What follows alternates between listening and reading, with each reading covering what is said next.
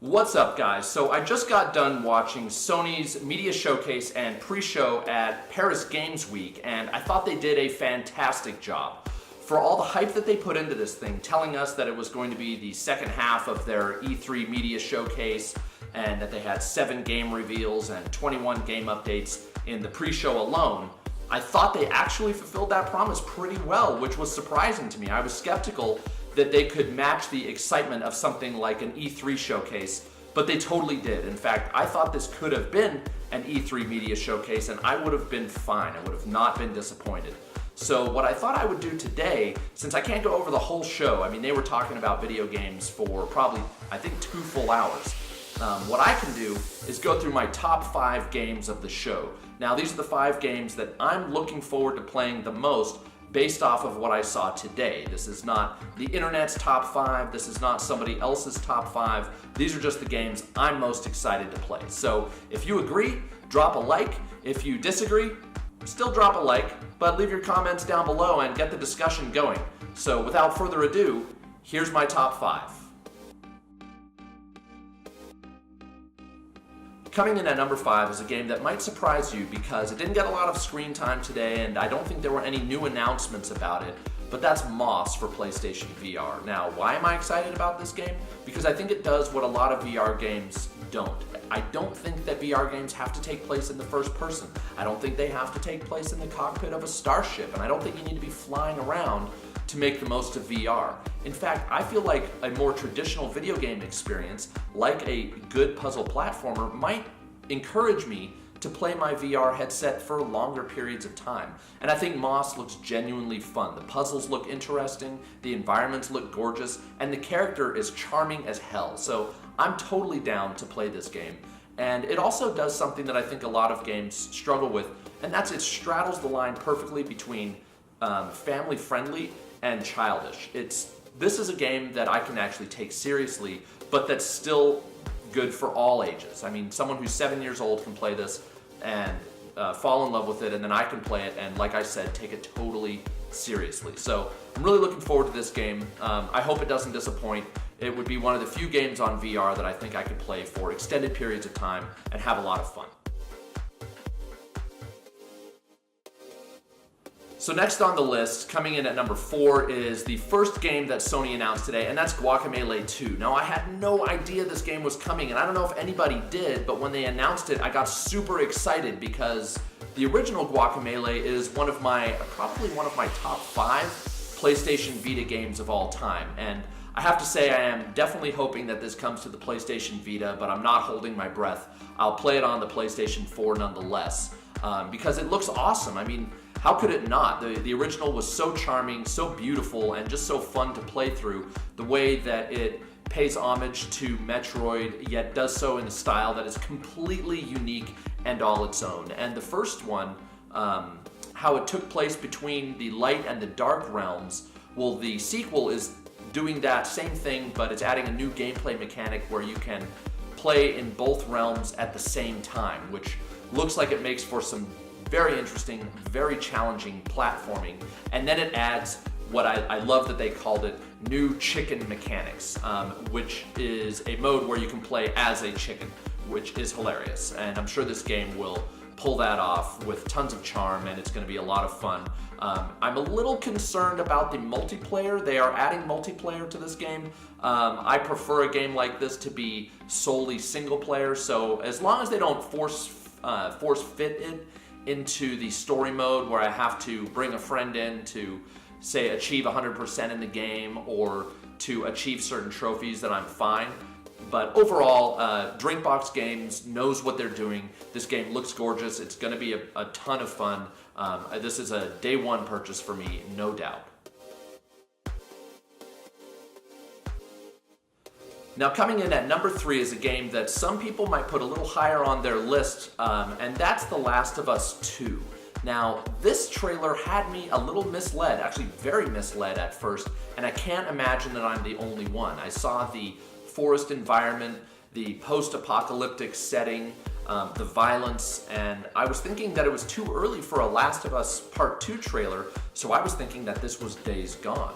Now, as the trailer went on, it got very dark very quickly. We saw a woman get nearly executed and then threatened with a knife, and then they brought another woman in and she was tortured, brutally tortured. I mean, this trailer didn't leave much to the imagination.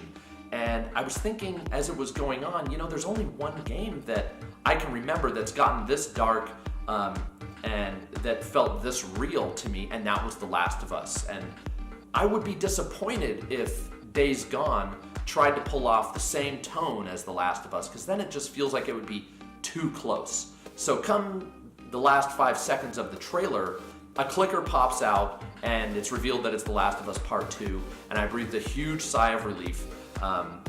Not only because this wasn't a Days Gone trailer, but because it appears that Naughty Dog is back at what they do best, which is telling amazing stories. One of the things I love about The Last of Us, and why it's one of my favorite games of the last generation, is how unapologetic it is with its storytelling. It is violent, it is brutal, and if that's not for you, that's okay with Naughty Dog. They made the game that they wanted to make, and it looks like The Last of Us 2 is taking that unapologetic storytelling and cranking it up a notch. This is a world where if you're not okay defending yourself, sometimes violently, you're not gonna make it. And these are the stories that kind of play out in that world. I feel like that's what we're gonna get. And I'm super excited. Always love what Naughty Dog does, and it'll be interesting to see where they take their more mature brand of storytelling next with The Last of Us 2.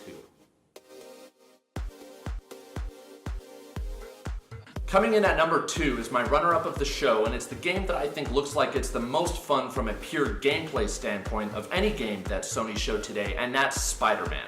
This game is going to be a blast, and I think what everybody's hoping for is that it can be to the Spider-Man universe what the Arkham games were to the Batman universe, and Insomniac has given us no reason to think anything but that. What they showed us today that was different and that I like is that it showed that they're committed to the trailer, showed that they're committed to telling Peter Parker's story just as much as they are committed to telling Spider-Man's story, which I think makes for a much more interesting superhero story arc, especially when you're dealing with a relatable character like Peter Parker, at least more relatable than Bruce Wayne, that's for sure. And so, yeah, it's just gonna be interesting to see where they take that. We know Insomniac can create incredible action in games. I have no doubt that Spider-Man's web slinging is going to be silky smooth. The combat looks amazing. I was picking my jaw up off the floor watching some of the combat in this game back in the E3 trailer and this one. So anyways, I'm incredibly excited to explore New York City as Spider-Man, see where they take this story, and we have to wait until sometime in 2018, probably fall for this game, but we'll see. Coming in at my top spot, my game of the show, is Detroit Become Human. This trailer blew me away. I've always been a proponent of good storytelling in games, if you haven't already figured that out by watching this video. And Detroit Become Human has a brilliant storytelling dynamic of putting you in the shoes of this robot that lacks free will, but is watching this unfortunate situation unfold in front of her, and then all of a sudden having the power to make decisions. And I just thought that was a beautiful way for them to meld storytelling with this gameplay dynamic that they've spent the years perfecting, where they give the player choices. And so many games talk about, oh, your choices are going to be meaningful, your choices are going to be impactful, but I think this game is really going to deliver on that promise. And I think it's going to do so with a story that could potentially actually affect people. And I give Quantic Dream a lot of props for having the guts to explore themes such as domestic violence, as we saw in this trailer. It's dark, but it's real. And for that reason, that's why I think that this game, if it explores these ideas and these themes with respect and does so in a way that stays interesting, I think this game could, like I said, really affect people. It could be a story that elevates storytelling overall within video games. And for that reason, I have to give this game my game of the show. So Quantic Dream, at least your trailer, knocked my socks off, and I'm looking forward to Detroit Become Human. I think we're looking at the first half of 2018 for this game. So that's my top 5 games of Paris Games Week, PlayStation's media showcase and pre-show. So if you agreed with my selections, please drop a like. If you disagreed, I'd love to hear what your favorite games of the show were. Like I said before, let's get that discussion going, and I look forward to seeing you in the next video. Adios.